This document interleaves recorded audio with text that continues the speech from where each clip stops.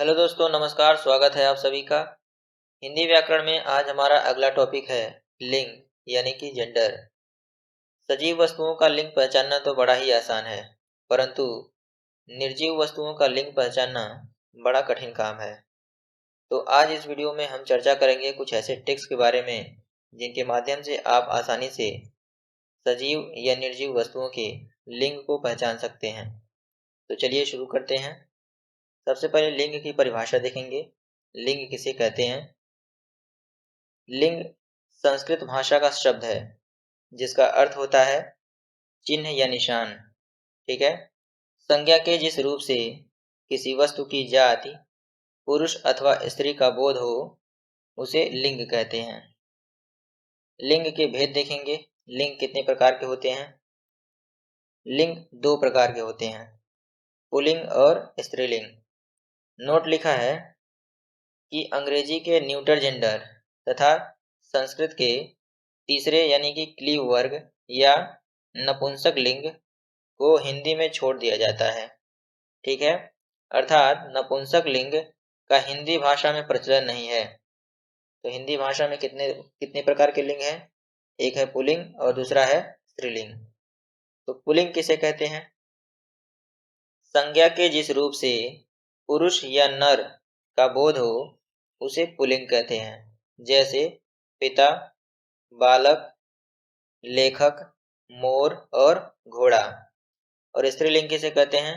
तो संज्ञा के जिस रूप से स्त्री या मादा का बोध हो उसे स्त्रीलिंग कहते हैं। जैसे गायिका, बालिका, लेखिका और गाय। लिंग निर्णय के कुछ सामान्य नियम हैं जिनको देखेंगे हम लोग। तो लिखा है जीवधारी अथवा प्राणिवाचक संज्ञा का लिंग निर्णय कठिन नहीं है। ठीक है। जीवधारी यानी कि जो सजीव है उनका लिंग निर्धारण करना कठिन नहीं है, किंतु अप्राणिवाचक संज्ञा के लिंग निर्णय में कठिनाई होती है। यानी जो निर्जीव है उनके लिंग के निर्णय में कठिनाई होती है, यानी उनके लिंग को पहचानना कठिन होता है कि वो स्त्रीलिंग है या पुल्लिंग है।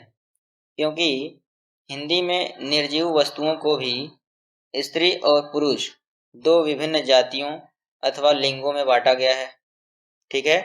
तो इस कठिनाई को दूर करने के लिए कुछ नियम बनाए गए हैं। वे इस प्रकार हैं। पहला दिया है कि पुल्लिंग शब्दों की पहचान कैसे करेंगे। धातु जैसे एल्यूमिनियम, पीतल, रजत, लोहा और सोना। अन्न में उड़द, गेहूं और चना। माह दिया है, महीनों का नाम अगर दिया रहे जनवरी, फरवरी, मार्च।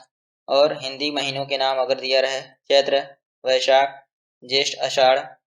और दिन दिया रहे सोमवार, मंगलवार, बुधवार, बृहस्पतिवार। तारों का नाम अगर दिया रहे, ग्रहों का नाम दिया रहे, रत्न दिया रहे हीरा, मोती, नीलम, मूंगा। देश के नाम अगर दिया रहे, शहरों के नाम अगर दिया रहे, पर्वतों के नाम अगर दिया रहे जैसे हिमालय है, अमरकंटक है, हिंदू कुश है। वृक्षों के नाम हैं आम, शीशम, खजूर, पीपल, ताड़, अशोक और बांस। तरल पदार्थ जैसे दूध, दही, तेल, पानी, शरबत आदि शब्द क्या हैं? पुल्लिंग हैं। ठीक है। तो इनको आप लोग ध्यान में रखेंगे। आगे कुछ अपवाद दिया है, इन अपवाद से ही क्वेश्चन बनाए जाते हैं, तो इनको मोस्ट इम्पोर्टेंट करके लिख लीजिएगा आप लोग। लिखा है कि पृथ्वी, चांदी, मूंग, अरहर, मकई, दाल, इमली, काशी, मथुरा, अयोध्या आदि शब्द स्त्रीलिंग होंगे। ठीक है। इनको आप लोग कहीं लिख लीजिएगा या याद कर लीजिएगा। ठीक है। इनके अलावा आकारांत शब्द जैसे छाता, लोटा, तनुजा आदि। आकारांत का अर्थ है जिनके लास्ट में आ आए। ठीक है। जैसे छाता, लोटा, तनुजा इत्यादि। तथा ईकारांत शब्द जैसे धोबी, कुर्मी आदि पुल्लिंग शब्द होते हैं। ठीक है। आगे देखेंगे, ट्रिक नंबर 1 देखेंगे। ठीक है। यह है ट्रिक नंबर 1। ट्रिक नंबर 1 क्या दिया है कि पा, त्व, आव, पन वाले भाववाचक शब्दांत जैसे बुढ़ापा, लड़कपन इत्यादि पुल्लिंग शब्द होते हैं। ठीक है, आगे देखेंगे स्त्रीलिंग शब्दों की पहचान कैसे करेंगे।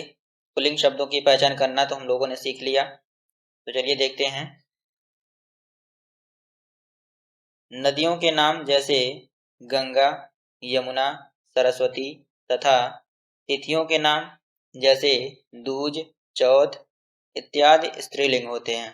ठीक है, अब अपवाद के रूप में देखेंगे सिंधु नदी का नाम अगर दिया रहे, ब्रह्मपुत्र नदी का नाम दिया रहे और सोन नदी का नाम दिया रहे तो वे पुल्लिंग होंगे।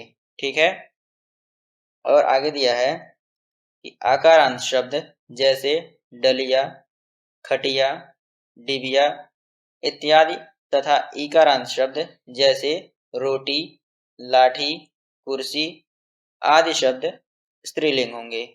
आकारांत का अर्थ हमने बताया कि आ जिसके लास्ट में आए वो आकारांत होगा और इकारांत का अर्थ होगा जिसके लास्ट में ई आए। जैसे दिया है यहाँ खटिया, ठीक है, तो यहाँ लास्ट में आ रहा है और डिबिया। ठीक है, उसी तरह इकारांत में रोटी में ई आ रहा है लास्ट में, लाठी में भी ई आ रहा है, कुर्सी में भी ई आ रहा है। ठीक है, तो इससे पहचान लेंगे। और दिया है कि पुस्तक जो शब्द होता है वो स्त्रीलिंग के व्यवहार में आता है, इसको ध्यान रखिएगा। अपवाद दिया है तो ये ट्रिक हो जाएगा हमारा, ट्रिक नंबर दूसरा कि घी, दही, पानी, हाथी आदि शब्द पुल्लिंग होंगे। ठीक है, आगे दिया है कि वट, हट, अंत, ता, आई वाले भाववाचक शब्दांत जैसे बनावट, घबराहट, मनगढ़ंत, शिष्टता आदि शब्द स्त्रीलिंग होंगे। ये हमारा ट्रिक नंबर तीसरा है। ठीक है, आगे देखेंगे संस्कृत को छोड़कर हिंदी की वे संज्ञाएं जिनके अंत में ई, इया, उ, ख, त तथा स हो स्त्रीलिंग होंगे। जैसे ई से बनने वाले शब्द देखेंगे उदासी, टोपी, लड़की, धोती और चोटी। ठीक है, आगे देखेंगे इया से खटिया, पुड़िया और बुढ़िया। ऊ से देखेंगे गेरू और लू। आगे देखेंगे ख से ईख, ठीक है, ईख, भूख, आंख, साख, राख और कोख। और आगे देखेंगे तो से बात, रात, लात और छत। सौ से है आस, प्यास और सांस।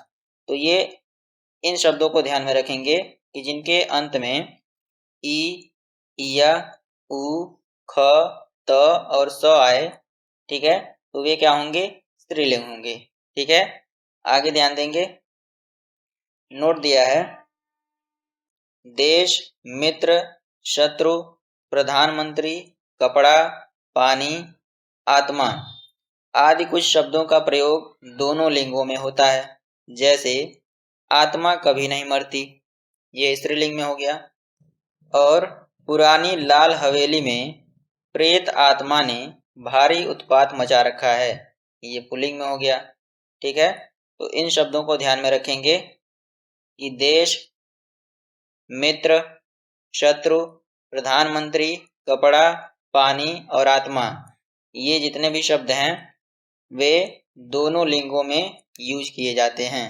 ठीक है, अब नीचे कुछ ऐसे शब्द दिए हैं जिनको पुल्लिंग से स्त्रीलिंग में परिवर्तित किया गया है, इनको भी ध्यान में रखेंगे। दिया है शिष्य पुल्लिंग में है तो इसका स्त्रीलिंग शिष्या हो जाएगा।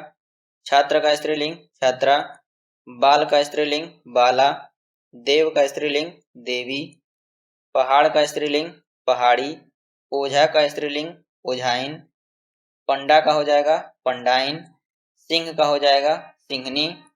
आगे देखेंगे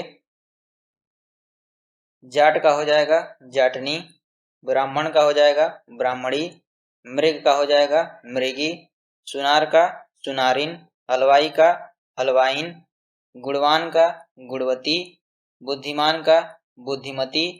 आगे देखेंगे नायक का हो जाएगा नायिका, पाठक का हो जाएगा पाठिका, धावक का धाविका, सेवक का सेविका और ग्वाला का हो जाएगा ग्वालिन, हलवाई का हो गया है हलवाइन, नाग का हो जाएगा नागिन, धोबी का हो जाएगा धोबिन, नाई का हो जाएगा नाइन। आगे देखेंगे गायक का हो जाएगा गायिका, बालक का हो जाएगा बालिका और लाला का हो जाएगा ललाइन। ठीक है, तो इन सभी शब्दों को ध्यान में रखेंगे कि कौन से स्त्रीलिंग में हैं और कौन से पुल्लिंग में। आशा करता हूं कि आप लोगों को बहुत ही अच्छे से समझ में आया होगा। तो प्रैक्टिस करते रहिए। तब तक के लिए धन्यवाद।